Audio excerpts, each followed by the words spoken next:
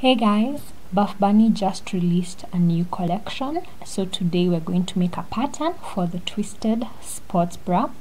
I analyzed it and it has a twisted front, a low back and removable cups.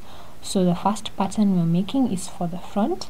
So grab your basic block and then we're going to add 1 inch to the center front. And we're going to trace the entire front pattern with the 1 inch at the center front. In addition, we're going to add 1 inch to the waist. So we're going to lower the waist band line by 1 inch. This will make it so that your boobs don't pop out of the twist front. So trust me, we need to add that 1 inch at the waistband. The 1 inch at the front is to help the fabric twist well without taking up the fabric, especially if you're over a C-cup. So I'm just tracing the rest of the front pattern. It's going to have a side seam. So at the neckline and underarm, I'm adding a 1 centimeter seam allowance because I'll be using sewing elastic. If you do fold over elastic, you won't need to add seam allowance at the underarm or neckline. You'll only need it at the straps. So now I'm going to trace the lining pattern for the front, and it's similar to the front pattern. We're only going to add a cutout at the sides so that we're able to insert and remove our removable cups for nip coverage. So I'm just going to trace the rest of the pattern as it's supposed to be, and then we're going to work on the back. Remember to mark your apex, and your center front is going to be on fold. So onto the back pattern. So the changes to the back are, we're going to add the 1 inch to the waistline so that it matches the front pattern.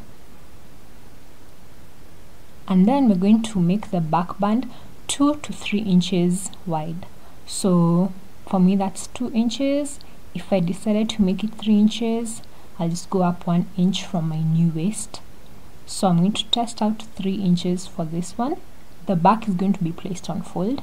So because we've lowered the back, we need to lower the strap positioning. So I'm going to draw the new curve for the back neckline, and then I'm going to draw my seam allowance for my waist and for the side seams. I'm also going to add seam allowance for the back neckline and the underarm, but like I said, if you're using fold over elastic, you don't need to add seam allowance at the back neck and the underarm. You'll only need it at the shoulder straps. So we have 3 patterns now: the back band, the front lining and the front. I'm going to show you a few cap options. So this one has padding, so it will have a nice push-up effect. For my babes with the D cups and up, you might like this. If you have a C cup, you might like this too. You can trim it to be smaller.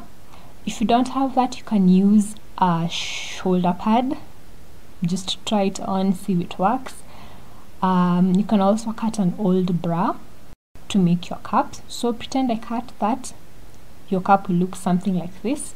You can trim it to make it smaller and sew a zigzag stitch around it to keep it from fraying. My best option is this triangle removable cups, which you'll find in bikinis. So if you're going to sew it so that it's not removable, you just go around that with a zigzag stitch and cut the fabric. For inserting, you'll just insert it through the cutout you made, and that will be how you have your twist front sports bra with removable or built-in cups.